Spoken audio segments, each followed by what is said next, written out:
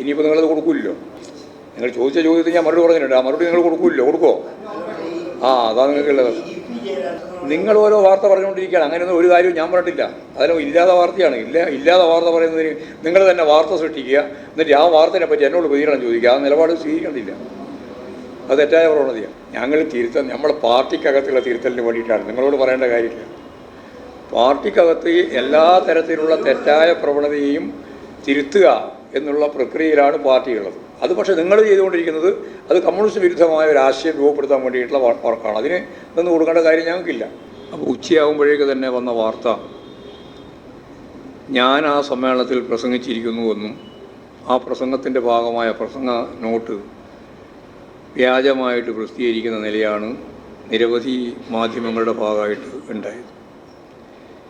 ഞാൻ യഥാർത്ഥത്തിൽ സമ്മേളനത്തിൽ സംസാരിക്കുന്നത് ഇന്നലെയാണ്, മൂന്നാമത്തെ ദിവസം. ഞാൻ വിമർശനത്തെപ്പറ്റി നേരത്തെ ഞാൻ പറഞ്ഞിട്ടുണ്ടല്ലേ, നല്ല വിമർശനം വേണമെന്നാണ് പാർട്ടി തീരുമാനിച്ചത്. പിന്നെ പോരെ? ഇനി അല്ല, അതിനെപ്പറ്റി പിന്നെ വേറെ വിശദീകരണം വേണ്ടല്ലോ. പാർട്ടി തീരുമാനിച്ചത് വിമർശനവും സ്വയം വിമർശനവും സമ്മേളനത്തിൻ്റെ ഭാഗമായിട്ട് ഉണ്ടാവണം. അതില്ലാതിരുന്നാൽ പിന്നെ സമ്മേളനമല്ല. ഒരു മൂന്നാം പിണറായി ഗവൺമെൻറ് ഉയർന്നു വരാനുള്ള സാധ്യതയെ പറ്റിയാണ് ചർച്ച, അല്ലാണ്ട് നിഷേധാത്മകമായ നിലപാടുകളെ പറ്റിയല്ല. സംഘടനാപരവും രാഷ്ട്രീയവുമായ ഉന്നത ധാരണയോടുകൂടി നല്ല നിലയിൽ ആരോഗ്യകരമായാണ് കൊല്ലം ജില്ലാ സമ്മേളനം പൂർത്തിയായത്. അത് സംബന്ധിച്ച് തെറ്റായ വാർത്തകളാണ് മാധ്യമങ്ങൾ ആദ്യം മുതലേ പ്രചരിപ്പിക്കാൻ തുടങ്ങിയിട്ടുള്ളത്. ആധികാരികമായി ഞങ്ങൾ പറയുന്നത് ശരിയാണ് എന്ന് പറയാൻ ശ്രമിച്ചുകൊണ്ടിരിക്കുന്ന ചില മാധ്യമങ്ങൾ ഉൾപ്പെടെ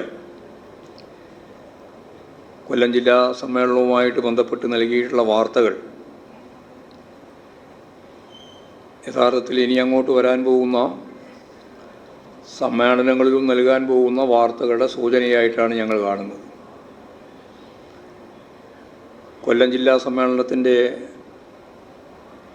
ഒന്നാമത്തെ ദിവസം സാധാരണ സമ്മേളനങ്ങളെപ്പറ്റി പരിചയമുള്ളവർക്കെല്ലാം അറിയാം. ഉദ്ഘാടന സമ്മേളനം, പ്രത്യേകിച്ച് ആ സമ്മേളനം ഉദ്ഘാടനം ചെയ്ത സഹ എം എ ബേബിയാണ്, പാർട്ടി പി ബി മെമ്പർ. ആ സമ്മേളനം കഴിഞ്ഞാൽ പിന്നീട് പ്രവർത്തന റിപ്പോർട്ട് അവതരണവും ചർച്ചയും ഒക്കെയാണ് നടക്കുക. അപ്പോൾ ഉച്ചയാകുമ്പോഴേക്ക് തന്നെ വന്ന വാർത്ത ഞാൻ ആ സമ്മേളനത്തിൽ പ്രസംഗിച്ചിരിക്കുന്നുവെന്നും ആ പ്രസംഗത്തിൻ്റെ ഭാഗമായ പ്രസംഗ നോട്ട് വ്യാജമായിട്ട് പ്രസിദ്ധീകരിക്കുന്ന നിലയാണ് നിരവധി മാധ്യമങ്ങളുടെ ഭാഗമായിട്ട് ഉണ്ടായത്. ഞാൻ യഥാർത്ഥത്തിൽ സമ്മേളനത്തിൽ സംസാരിക്കുന്നത് ഇന്നലെയാണ്, മൂന്നാമത്തെ ദിവസം. അപ്പോൾ ആ രീതിയിൽ തികച്ചും തെറ്റായ വാർത്ത തയ്യാറാക്കി അവതരിപ്പിക്കുന്നതിലും അങ്ങനെ വാർത്ത അവതരിപ്പിച്ചു കഴിഞ്ഞാൽ അത് സംബന്ധിച്ച് വിവരം ശരിയല്ല എന്നറിഞ്ഞാൽ അത് തിരുത്തുന്നതിൽ യാതൊരു തരത്തിലുള്ള ശ്രദ്ധയും കാണിക്കാറില്ല. അപ്പോൾ കേരളത്തിലെ മാധ്യമ പ്രവർത്തനങ്ങൾ എങ്ങനെയാണ് കമ്മ്യൂണിസ്റ്റ് വിരുദ്ധമായ രീതിയിൽ ഏതെല്ലാം തരത്തിലാണ് എന്നുള്ളതിൻ്റെ സൂചന മാത്രമാണ് നമുക്കിത് നൽകുന്നത്. അപ്പോൾ ജില്ലാ നേതൃത്വത്തെ ശക്തിയായിട്ട് വിമർശിച്ചു എം പി ഗോവിന്ദൻ എന്ന് പറഞ്ഞുകൊണ്ടുള്ള വാർത്തയായിട്ടും അതുപോലെ തന്നെ പത്രത്തിലെല്ലാം നൽകുന്ന സ്ഥിതിയാണ് ഉണ്ടായത്. അത് തെറ്റായ ഒരു രീതിയാണ് എന്ന് പറയാൻ ഞാൻ ആഗ്രഹിക്കും. കാരണം ഞാൻ സംസാരിക്കുകയേ ചെയ്യാത്ത സന്ദർഭത്തിൽ സംസാരിച്ചു എന്ന വാർത്തയുണ്ടാക്കി പ്രചരിപ്പിക്കുന്നത് തെറ്റാണ്. അപ്പോൾ സംസാരിക്കുന്നതിന് മുമ്പ് തന്നെ വാർത്ത സൃഷ്ടിക്കുന്ന നിരുത്തരവാദപരമായ പ്രവർത്തനമാണ് മാധ്യമങ്ങളുടെ ഭാഗത്തു നിന്ന് ഉണ്ടാകുന്നത്. പിന്നീട് അതിൻ്റെ ഭാഗമായിട്ട് സമ്മേളനത്തിൽ മറുപടി ഞാൻ ഇന്നലെയാണ് മറുപടി പറഞ്ഞു എന്ന് പറഞ്ഞുകൊണ്ട് യഥാർത്ഥത്തിൽ കഞ്ചാവ് കച്ചവട കേന്ദ്രമായി ലോക്കൽ കമ്മിറ്റി ഓഫീസ് പ്രവർത്തിക്കുന്നു എന്ന രീതിയിലുള്ളൊരു വാർത്ത നൽകുകയുണ്ട്. തെറ്റായ പ്രവണതയെ തിരുത്തുന്നതിന് വേണ്ടിയുള്ള പ്രവർത്തനങ്ങളാണ് സമ്മേളനത്തിൽ ചർച്ച ചെയ്യുന്നത്. സ്വാഭാവികമായിട്ടും ഞാൻ നേരത്തെ ചൂണ്ടിക്കാണിച്ചതുപോലെയും ഇപ്പോഴും ഞങ്ങൾ ആവർത്തിക്കുന്നത് പോലെയും മെറിറ്റും അതുപോലെ തന്നെ കമ്മ്യൂണിസ്റ്റ് മൂല്യബോധത്തെയും അടിസ്ഥാനപ്പെടുത്തിയിട്ടുള്ള സംഘടനാപരമായിട്ടുള്ള നിലപാടാണ് പാർട്ടി സ്വീകരിക്കുന്നത്. ആ തലത്തിലാണ് കാര്യങ്ങൾ സ്വീകരിച്ച് മുമ്പോട്ടേക്ക് പോകുന്നത്. അതിനെ തെറ്റായി വ്യാഖ്യാനിക്കാൻ വേണ്ടിയിട്ടാണ് ഇപ്പോൾ ചിലർ ശ്രമിക്കുന്നത്. എന്ന് പറഞ്ഞാൽ ഞാൻ കഴിഞ്ഞ പ്രാവശ്യം പറഞ്ഞതുപോലെ തന്നെ പാർട്ടിക്കകത്തുൾപ്പെടെ തെറ്റായ പ്രവണതയെ ഫലപ്രദമായിട്ട് പ്രതിരോധിച്ച് പാർട്ടി ശരിയായ ദിശയിലേക്ക് നീങ്ങുമ്പോൾ അങ്ങനെയുള്ള കാര്യങ്ങളെ കമ്മ്യൂണിസ്റ്റ് വിരുദ്ധമായ രീതിയിൽ പ്രചരിപ്പിക്കാനാണ് നിങ്ങൾ ശ്രമിക്കുന്നത്. പാർട്ടിയെ സഹായിക്കുന്നു വേണ്ട, പക്ഷേ സാമാന്യമായ മര്യാദ അതിൻ്റെ എല്ലാം ഭാഗമായിട്ട് പ്രകടിപ്പിക്കണം എന്നാണ് എനിക്കത് സംബന്ധിച്ച് ചൂണ്ടിക്കാണിക്കാനുള്ളത്. തദ്ദേശ സ്വയംഭരണ സ്ഥാപനങ്ങളിലേക്ക് നടന്ന തിരഞ്ഞെടുപ്പിൽ UDF എന്തോ വമ്പിച്ച വിജയം നേടിയിരിക്കുകയാണ് എന്നുള്ള വ്യാപകമായ പ്രചാരവേല മാധ്യമങ്ങൾ ഉൾപ്പെടെ സംഘടിപ്പിക്കേണ്ടത് അത് കേരളത്തിലെ ഗവൺമെൻറ്റിന് വിരുദ്ധമായ ഒരു വികാരം പ്രകടിപ്പിച്ചു എന്ന് പറഞ്ഞുകൊണ്ടാണ്. UDFന് 16 സീറ്റും LDFന് 11 സീറ്റുമാണ് ലഭിച്ചത്, 3 BJPക്കും. ഇതാണ് സീറ്റിൻ്റെ സ്ഥിതി. അതിൽ തന്നെ 3 സീറ്റ് UDFൻ്റെ സ്ഥാനാർത്ഥികളായിട്ട് മത്സരിച്ച് ജയിച്ച് വന്നവർ മാറിയതിൻ്റെ ഫലമായിട്ടാണ് യഥാർത്ഥത്തിൽ തിരഞ്ഞെടുപ്പ് ഉണ്ടായത്. ആ 3 സീറ്റ് അവർ തിരിച്ചു പിടിച്ചു എന്നുള്ളതാണ്. അത് ഞങ്ങളുടെ അക്കൗണ്ടിലാണ് ഉൾപ്പെടുത്തിയത് എന്നുള്ളതുകൊണ്ടാണ് അത് ആ വ്യത്യാസം കാണുന്നത്.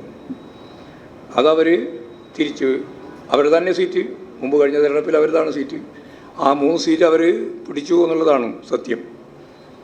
അതിനെയാണ് വലിയ രീതിയിൽ പർവ്വതീകരിച്ച് അവതരിപ്പിച്ചത്.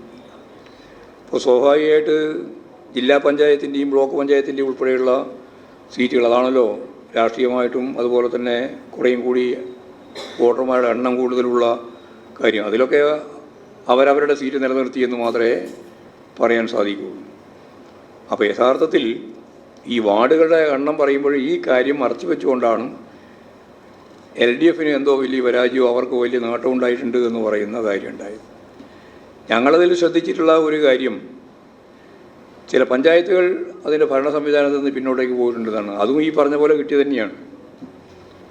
ചിലത് 3 പഞ്ചായത്താണ് അങ്ങനെ വന്നിട്ടുള്ളത്. അത് ഇടുക്കിയിലും പാലക്കാടും ഒക്കെ അതാണ് സ്ഥിതി. പാലക്കാട് എന്ന് പറയുന്നത് ഒരു CPI സ്ഥാനാർത്ഥി മത്സരിച്ച, ഇടതുപക്ഷ ജനാധിപത്യ മുന്നണിക്ക് വേണ്ടി CPI മത്സരിച്ചതാണ്. അവിടെ CPIയുടെ ലോക്കൽ സെക്രട്ടറി BJP പോയതിൻ്റെ ഭാഗമായിട്ട് വന്ന ഒരു വേരിയൻ്റാണ്. അതെല്ലാം ഇതിൻ്റെ അകത്ത് വന്ന പ്രശ്നങ്ങളായിട്ട് കാണുന്നുണ്ട്. അപ്പോൾ അതാണ് ഇതിൻ്റെ ഭാഗമായിട്ട് പറയാനുള്ളത്. വസ്തുതാപരമായിട്ട് പറയുന്നതിന് പകരം ഗവൺമെൻറ് വിരുദ്ധ തരംഗമാണ് തദ്ദേശ സ്വയംഭരണ സ്ഥാപനങ്ങളിലെ LDFൻ്റെ പരാജയവും UDFൻ്റെ വിജയവും എന്നൊക്കെ അവതരിപ്പിക്കുന്ന രീതി എത്രത്തോളം വസ്തുതാപരമല്ല എന്ന കാര്യം പറയാനാണ് ഞാൻ ഇത്രയും കാര്യങ്ങൾ നിങ്ങളുടെ മുമ്പിൽ പറഞ്ഞത്. വളരെ പ്രധാനപ്പെട്ട മറ്റൊരു കാര്യം, ഇന്ത്യയുടെ ചരിത്രം എത്രയോ ഊഷ്മളവും ആവേശകരവുമായ ഒരു ഭൂതകാല ചരിത്രം ഇന്ത്യക്കുണ്ട്.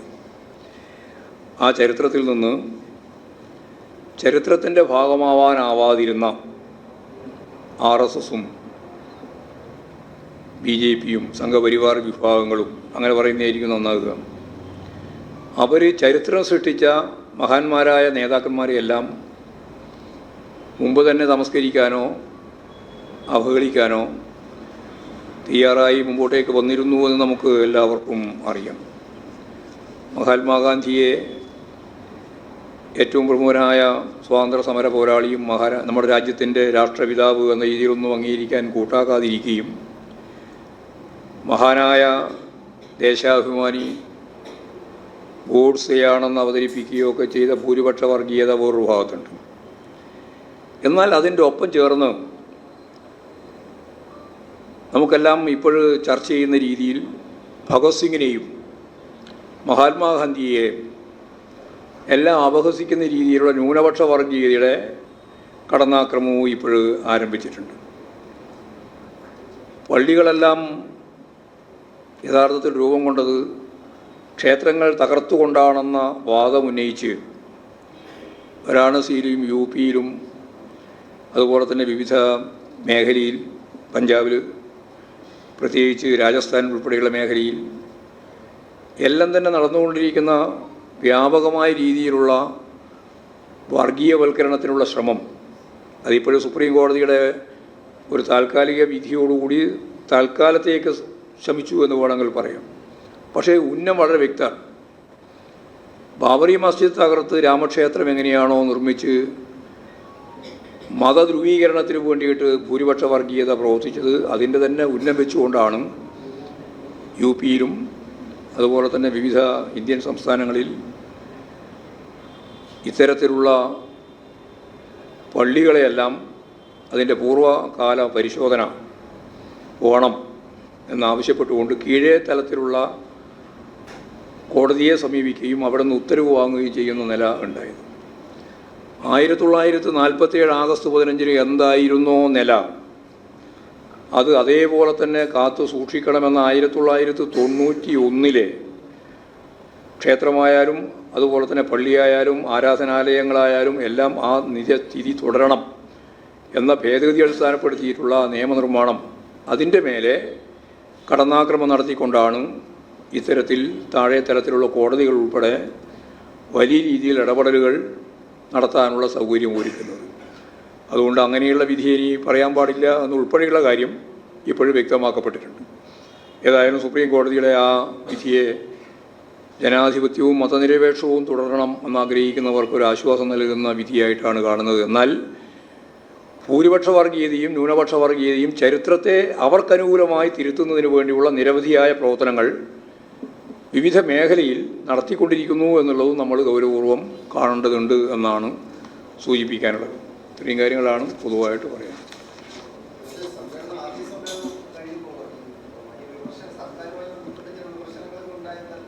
ഞാൻ വിമർശനത്തെപ്പറ്റി നേരത്തെ ഞാൻ പറഞ്ഞിട്ടുണ്ടല്ലേ, നല്ല വിമർശനം വേണമെന്നാണ് പാർട്ടി തീരുമാനിച്ചത്. പിന്നെ പോരെ, ഇനി അല്ല അതിനെപ്പറ്റി പിന്നെ വേറെ വിശദീകരണം വേണ്ടല്ലോ. പാർട്ടി തീരുമാനിച്ചത് വിമർശനവും സ്വയം വിമർശനവും സമ്മേളനത്തിൻ്റെ ഭാഗമായിട്ട് ഉണ്ടാവണം. അതില്ലാതിരുന്നാൽ പിന്നെ സമ്മേളനമല്ല. അത് അവരോടൊന്ന് ചോദിച്ചാൽ മതി എവിടെയാണ്. ഞാൻ പറഞ്ഞിട്ടില്ല. അതുകൊണ്ടല്ലേ തെറ്റായ വാർത്തകളാണ് പറഞ്ഞുകൊണ്ടിരിക്കുന്നത് ഞാൻ പറഞ്ഞത്.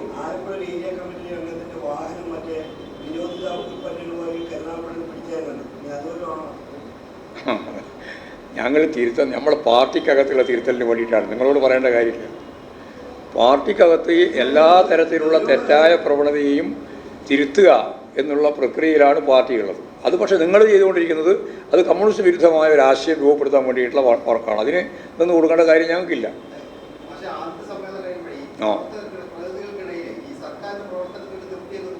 വലിയ തൃപ്തിയാണ്, നല്ല തൃപ്തിയാണ്. സമ്മേളനത്തിൻ്റെ അകത്ത് വരുന്ന വിമർശനമുണ്ട്, വിമർശനത്തിനുള്ള മറുപടിയുണ്ട്. അതെല്ലാം കൂടി കഴിഞ്ഞ് വരുമ്പോഴല്ലേ അത് പൂർണ്ണമാകുക. അതല്ലേ അപ്പോഴല്ലേ അത് പൂർണ്ണമാകുന്നത്. പ്രവർത്തനത്തെ സംബന്ധിച്ച് നല്ല മതിപ്പോടുകൂടിയാണ് സഖാക്കൾ അവതരിപ്പിക്കുന്നത്. ഒരു മൂന്നാം പിണറായി ഗവൺമെൻറ് ഉയർന്നു വരാനുള്ള സാധ്യതയെ പറ്റിയാണ് ചർച്ച, അല്ലാണ്ട് നിഷേധാത്മകമായ നിലപാടിനെ പറ്റിയല്ല. ഇനിയിപ്പോൾ നിങ്ങളത് കൊടുക്കില്ലല്ലോ. നിങ്ങൾ ചോദിച്ച ചോദ്യത്തിന് ഞാൻ മറുപടി പറഞ്ഞിട്ടുണ്ട്. ആ മറുപടി നിങ്ങൾ കൊടുക്കില്ലല്ലോ. കൊടുക്കുമോ? ആ അതാണ് നിങ്ങൾക്കുള്ളത്.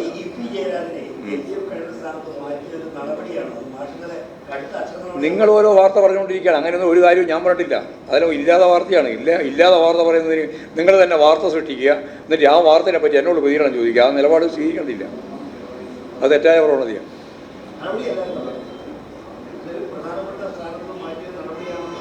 നടപടി അത് സംഘടന നടപടിയൊന്നുമല്ല. അതിലൊന്നും ഒരു നടപടിയില്ല.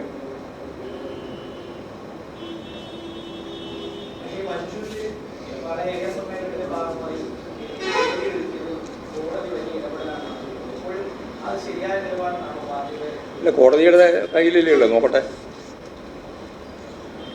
കോടതിയുടെ മുമ്പിൽ അത് ഉണ്ടല്ലോ. അതിനിപ്പോൾ അപ്പോൾ ഞാനിനി അത് ശരിയല്ല എന്നും ശരിയെന്ന് പറയുന്ന കാര്യം കോടതി കൈകാര്യം ചെയ്യുന്നുണ്ട്. ആ എല്ലാ വിവാദവും ഒഴിവായിക്കൊണ്ടിരിക്കുകയല്ലേ, അവസാനിച്ചില്ലേ? ഈ സമ്മേളനത്തോടുകൂടി നിങ്ങൾക്ക് ഒരു സംശയവും വേണ്ട. കേരളത്തിലെ പാർട്ടിക്കകത്ത് പൂർണ്ണമായിട്ടും ഒരു യോജിച്ച പാർട്ടിയായിട്ട് മുമ്പോട്ടേക്ക് പോവുകയാണ് കേരളത്തിലെ CPIM.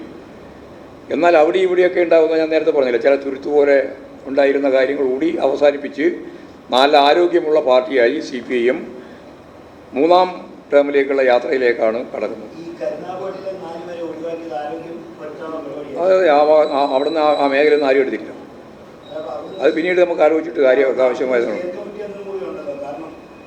സ്റ്റേറ്റ് കമ്മിറ്റി അങ്ങ് ഇപ്പോൾ സ്റ്റേറ്റ് കമ്മിറ്റിയിലുണ്ടല്ലോ. അല്ല, അതന്നേരം നോക്കാം. ആ സ്റ്റേറ്റ് സമ്മേളനത്തിലല്ലേ നോക്കേണ്ടി വരും.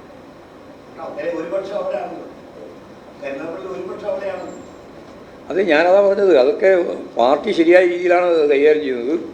ഇപ്പോഴും ശരിയായ രീതിയിൽ അത് വന്നു കഴിഞ്ഞിട്ടുണ്ട്. പാർട്ടിയോടൊപ്പമാണ് അവിടെയുള്ള ജനങ്ങളുള്ളത്. പാർട്ടിയോടൊപ്പമാണ്. ഏതെങ്കിലും നേതാവിൻ്റെയോ അനുയായിൻ്റെയോ പാർട്ടിയുടെ ഒപ്പമാണ്. ജനങ്ങളാണ് അവസാനത്തെ വാക്ക്. കരുനാഗപ്പള്ളിയിലും അത് തന്നെയാണ്. നല്ല ശക്തിയുള്ള പാർട്ടി എന്ന രീതിയിൽ communist party of India Marxist കരുനാഗപ്പള്ളിയിലും ശക്തിയായിട്ട് മുമ്പോട്ടേക്കും ഇപ്പോൾ പ്രവർത്തനം നടന്നു വരികയാണ്. സംസ്ഥാന സമ്മേളനത്തിനെല്ലാം പ്രവർത്തനം വരുമ്പോഴേക്കും അത് അതിൻ്റെ പൂർണ്ണ സ്ഥിതിയിലേക്ക് എത്തും.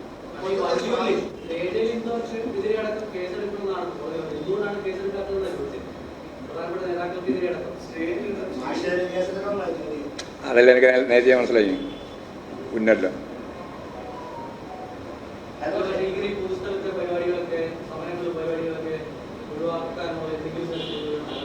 എന്തിന്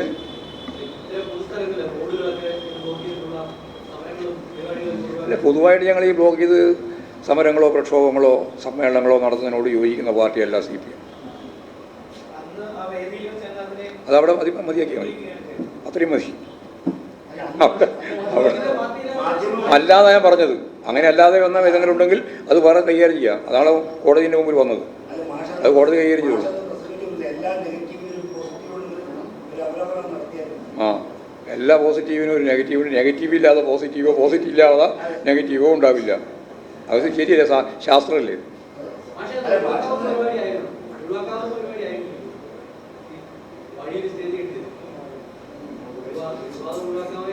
ശരി, എന്നാലും മതിയാക്കാലോ അല്ലേ? ആ, ഒന്ന് വേം പറ.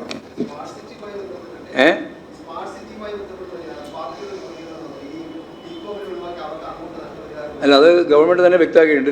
രാജീവ് മിനിസ്റ്ററും പറഞ്ഞിട്ടുണ്ട്, മുഖ്യമന്ത്രിയും പറഞ്ഞിട്ടുണ്ട്. അതിനപ്പുറം പാർട്ടിക്ക് ഓരോന്നും പറയാനില്ല. അതായത് വലിയ രീതിയിൽ പ്രതിഷേധം പറയുന്നല്ലേ ഉള്ളൂ. അതായത് ചില സന്ദർഭങ്ങളിലൊക്കെ കേരളം പോലുള്ള സംസ്ഥാനത്തിന് ചില മേഖലയിൽ ചില ചെറിയ രീതിയിലുള്ള വർധനവൊക്കെ വേണ്ടി വരുന്നുണ്ട്. ആ വേണ്ടി വരുന്നതിനെ ഉൾക്കൊണ്ട് പോകല്ലാതെ വേറെ വഴിയൊന്നും നമുക്കില്ല. അതാണ് കാര്യം. അതിപ്പോൾ പ്രതിഷേധിക്കുന്നവർക്ക് പ്രതിഷേധിക്കുകയും ചെയ്യാം. പ്രതിഷേധം അല്ലാത്ത രീതിയിൽ കാര്യങ്ങൾ അങ്ങനെ അത്രത്തോളം പോകണോ ഇത്രത്തോളം പോകണോ എന്നുള്ള ചോദ്യവും സംശയമൊക്കെ ഉണ്ട്. അതൊക്കെ പരിഹരിച്ച് പോവാം. ഇത്രയേ ഉള്ളൂ.